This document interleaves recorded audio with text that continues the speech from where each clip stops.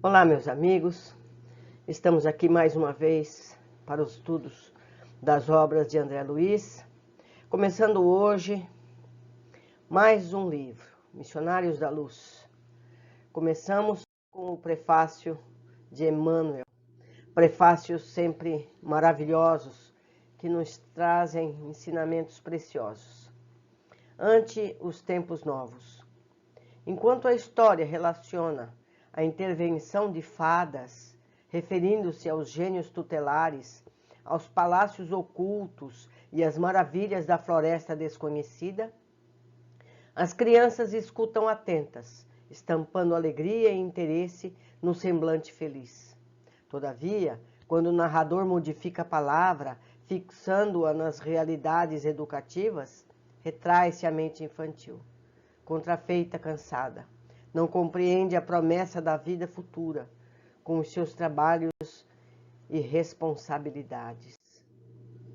Os corações ainda tenros amam o sonho, aguardam o heroísmo fácil, estimam o menor esforço, não entendem de pronto o labor divino da perfeição eterna. E por isso afastam-se do ensinamento real, admirados, espantadiços. A vida, porém, espera-os com as suas leis imutáveis e revelações a verdades, gradativamente, sem ruídos espetaculares, com serenidade de mãe. As páginas de André Luiz recordam essa imagem. Enquanto os espíritos sábios e benevolentes trazem a visão celeste, alargando o campo das esperanças humanas, todos os companheiros encarnados nos ouvem estáticos, venturosos. E a consolação sublime, o conforto desejado, congregam-se os corações para receber as mensagens do céu. Mas se os emissários do plano superior revelam alguns ângulos da vida espiritual, falando-lhes do trabalho, do esforço próprio, da responsabilidade pessoal, da luta edificante, do estudo necessário, do autoaperfeiçoamento, não ocultam a desagradável impressão. Contrariamente às suposições de primeira hora, não enxergam o céu das facilidades, nem a região dos favores, nem divisam acontecimentos milagrosos, nem observam a beatitude repousante. Ao invés do paraíso próximo, sentem-se nas vizinhanças de uma oficina incansável, onde o trabalhador não se elevará pela mão beijada do protecionismo, e sim à custa de si mesmo, para que deva à própria consciência a vitória ou a derrota. Percebem a lei imperecível que estabelece o controle da vida em nome do Eterno, sem falsos julgamentos.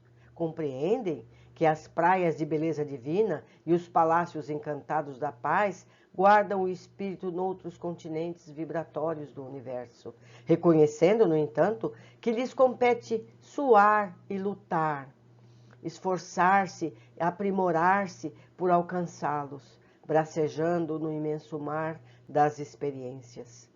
A maioria espanta-se e tenta o recuo.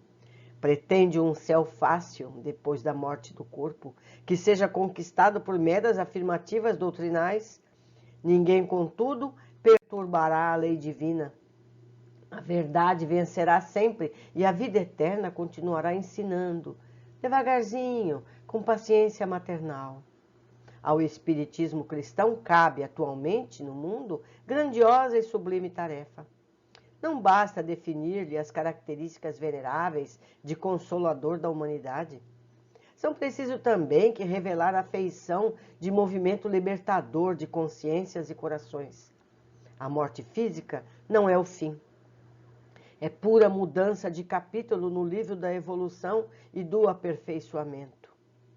Ao meu influxo, ninguém deve esperar soluções finais e definitivas quando sabemos que 100 anos de atividade do mundo representa uma fração relativamente curta de tempo para qualquer edificação na vida eterna.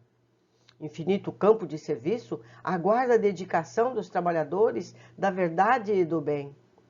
problemas gigantescos desafiam os espíritos valorosos, encarnados na época presente, com gloriosa missão de preparar a nova era, contribuindo na restauração da fé viva, na extensão do entendimento humano. Urge socorrer a religião, sepultada nos arquivos teológicos dos templos de pedra. Amparar a ciência transformada em gênio satânico da destruição. Espiritualidade vitoriosa percorre o mundo, regenerando-lhe as fontes morais, despertando a criatura do quadro realista de suas aquisições. Há chamamentos novos para o homem descrente do século XX, indicando-lhe horizontes mais vastos a demonstrar o espírito, e vive acima das civilizações que a guerra transforma ou consome na sua voracidade de dragão multimilenário.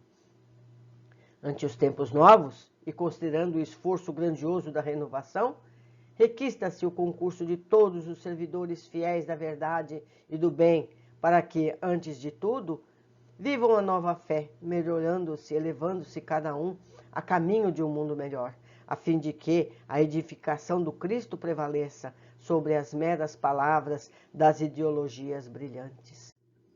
Na consecução da tarefa superior, congregam-se encarnados e desencarnados de boa vontade, construindo a ponte de luz, através da qual a humanidade transporá o abismo da ignorância e da morte. É por esse motivo, leitor amigo, que André Luiz vem, uma vez mais, ao teu encontro, para dizer-te algo do serviço divino dos missionários da luz, esclarecendo ainda que o homem é um espírito eterno, habitando temporariamente o templo vivo da carne terrestre, e que o perispírito não é um corpo que vaga, neblina, e sim organização viva, que se amoldam às células materiais, que a alma em qualquer parte recebe, segundo suas criações individuais, que os laços do amor e do ódio nos acompanham em qualquer ciclo da vida, que outras atividades são desempenhadas pela consciência encarnada, além da luta vulgar de cada dia, que a reencarnação é orientada por sublimes ascendentes espirituais e que, além do sepulcro, a alma continua lutando e aprendendo, aperfeiçoando-se e servindo aos desígnios do Senhor, crescendo sempre para a glória imortal a que o Pai nos destinou. Se a leitura te assombra, se as afirmativas do mensageiro te parecem revolucionárias, recorre à oração e agradece ao Senhor o aprendizado, pedindo-lhe que te esclareça e ilumine para que a ilusão não te retenha em suas malhas. Lembra-te de que a revelação da verdade é progressiva, e rogando o socorro divino para o teu coração, atende aos sagrados deveres que a terra te designou para cada dia, consciente de que a morte do corpo não te conduzirá à estagnação, e sim a novos campos de aperfeiçoamento e trabalho, de renovação, luta bendita, onde viverás muito mais e mais intensamente. Emmanuel, Pedro Leopoldo, 13 de maio, 1945.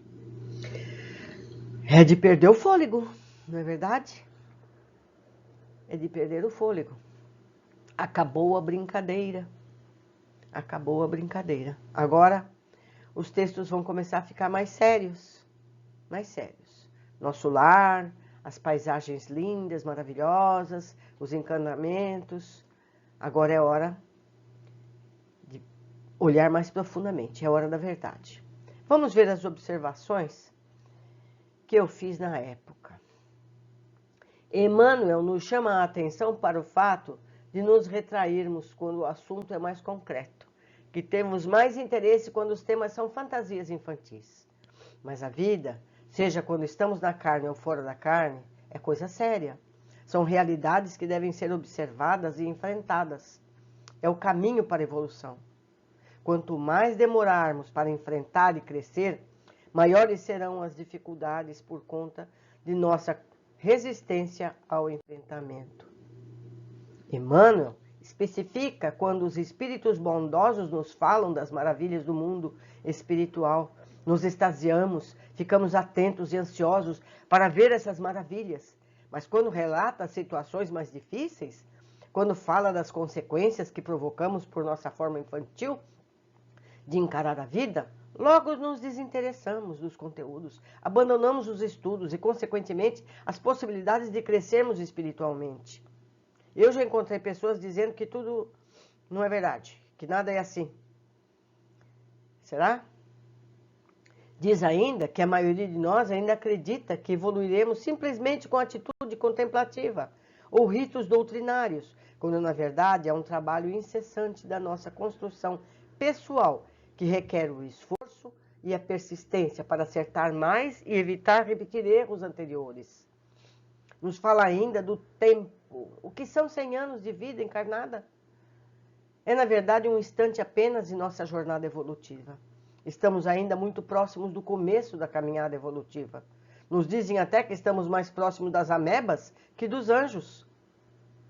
O caminho ainda é longo e apenas a dedicação pessoal nessa trajetória pode fazer com que seja mais rápida e leve.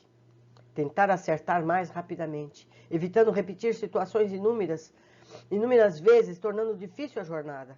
Por outro lado, não adianta forçar uma evolução artificialmente, tendo uma vida monástica e limitante. São as oportunidades que situações da vida comum nos proporcionam para que possamos agir e reagir, que nos levam ao aperfeiçoamento. Sem experiências, não poderemos saber se evoluímos mesmo. É muito fácil ser uma pessoa boa, honesta, fraterna, entre amigos, em lugar farto e pleno. São as adversidades que vão nos dar a prova.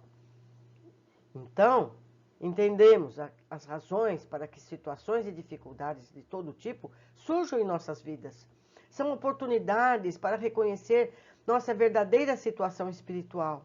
Quando as dificuldades aparecem, nós sentimos raiva, ódio, furtamos, somos ingratos, maldizemos nossas dores. Como reagimos? As respostas a essas e as outras questões nos mostram quem ainda somos. Emmanuel ainda nos diz que espíritos missionários enfrentam dificuldades imensas para que se restabeleça a religião verdadeira. A religião que nos faz pessoas melhores. Sair dos templos de pedra, teólogos ainda presos a dogmas que restringem a evolução.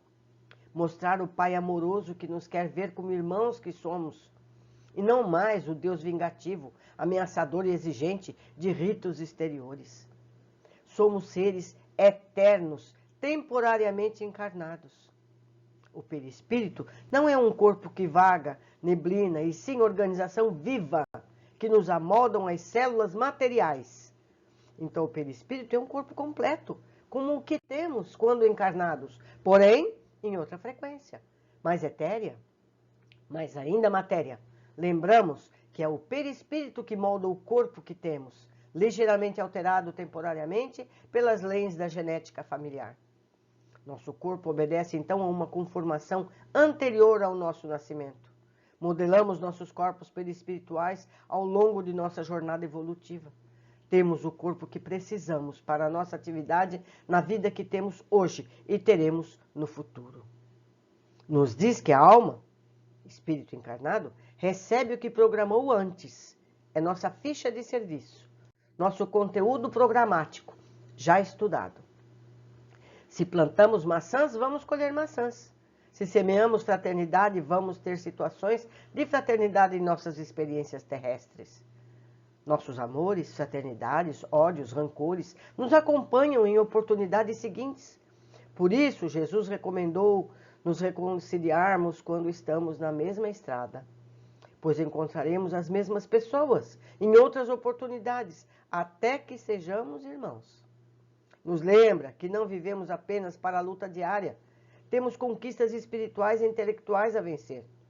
Diz ainda que, seja encarnado ou desencarnado, seguimos aprendendo, pois essa é a nossa tarefa, nosso destino, chegar à perfeição. Meus amigos, se esse é a entrada da obra, já sabemos o que nos espera. Mais realidade do que nos trouxe Emmanuel nessa introdução é impossível. Vamos então nos reunir nesse estudo, juntos poderemos aprender mais e mais rápido. Eu espero ter a ajuda de todos vocês nesse estudo com carinho e fraternidade. Um grande abraço, até o capítulo 1.